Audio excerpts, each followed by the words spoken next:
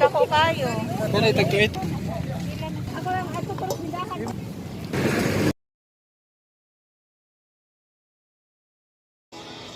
Welcome to Ilihan, Tabugon Public Market. Here in Ilihan Public Market. So, mo ni ang Ilihan.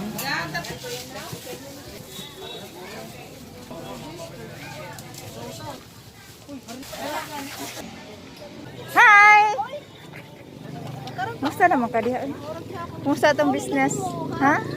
Kumusta itong business? Ay, paglihan. Sa ito'y nangitag bag nga pang eskwela.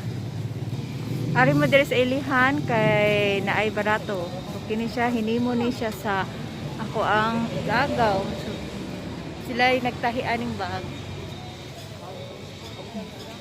Barato ra ni siya. Tindahan sa akong gagaw. Mga bag ilang balikya. Wow! Dako dyan siya, no? Ha? Wala, uy, naaraman. Sumo ni ang tahianan sa ako ang igagaw nga kugihan, sinimya.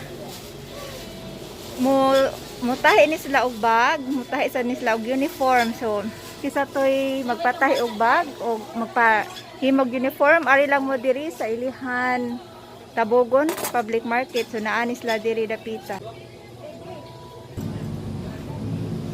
So, mo repair ni sila og bag. Ari lang mo diri sa usa kay nga ni inyong kuan? Ayan. Wala lang.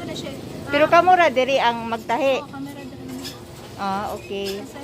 Maayo ba yan ni sila mutahi? Din ay ilahang bag leg on. So mo ni ilahang bag nga nahimo.